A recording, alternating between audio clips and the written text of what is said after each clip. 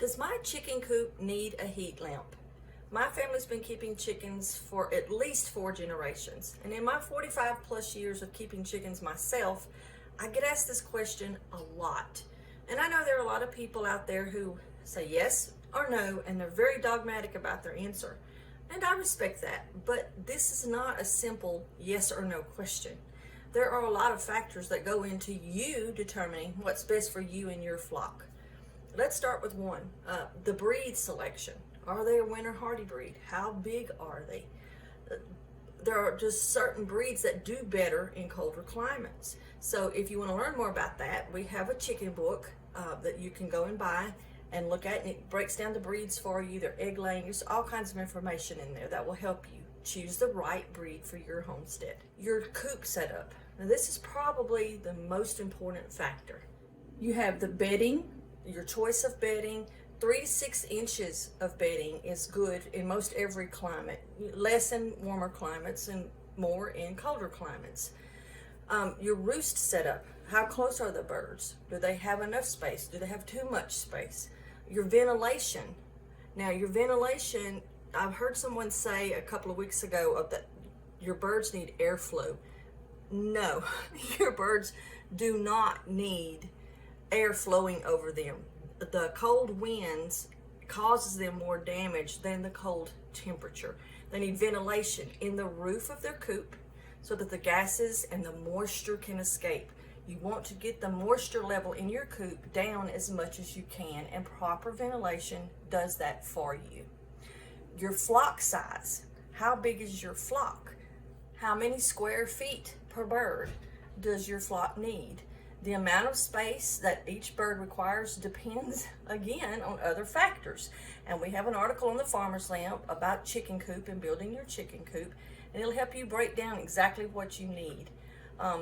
If your flock is free-ranged during the day, or are they kept confined to the coop, or to a small yard, or to a run, all of these things come together to give you the answer for what's best for you and your flock. Another factor is the quality of feed. In the wintertime, we ferment our chicken feed. Fermenting the chicken feed starts breaking down the food for them, so the nutrients are more readily available for them. And the more quickly they can be digesting and absorbing those nutrients, the digestion warms them up in the process. Your weather conditions, your climate. Do you get a lot of rain? Do you get a lot of snow? A lot of ice? Are your temperatures really extreme? Like this morning it was 17 here, and today in the afternoon it's 68. So that's a pretty wide range there. So you need to consider all those things. Now, I know that some people will say, and I've heard them say it, if you use a heat source in your chicken coop, your chickens will get acclimated to that and they will not be able to regulate their own body heat. That would take a very specific set of wrong circumstances to come together for that to happen.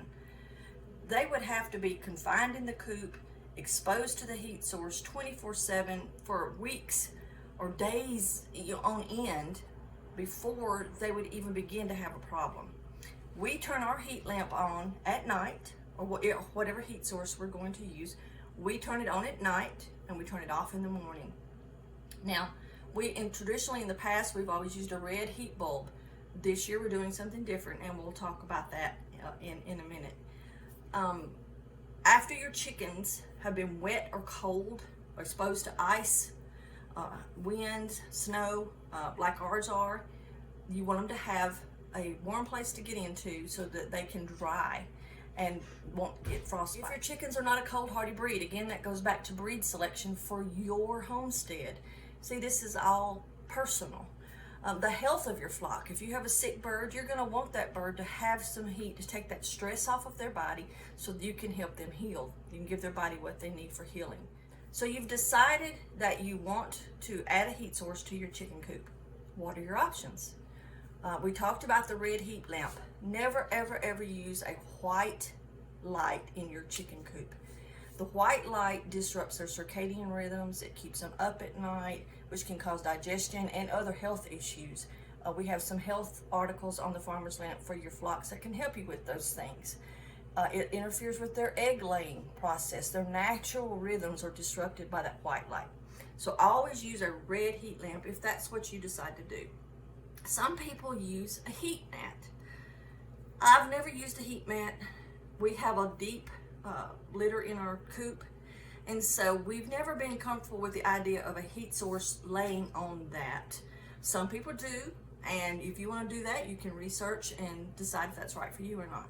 What we're going to be doing is using the Chick Cozy Chicken Coop heater.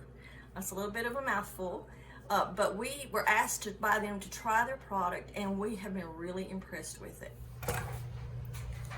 Oh, it's got a remote. Very clear instructions once again. All the hardware you need. And then the heater itself. I'm very interested to try this. Oh, nice. We'll get it installed and we'll walk you through the process. So this is the Chick Cozy Chicken Coop heater. It's a radiant heat heater, and we really like that. There's nothing exposed. When it's on, you can even, at its highest level, you can even touch it. Radiant heat does not heat the air. It heats the wood, the insulation, all the objects in the coop.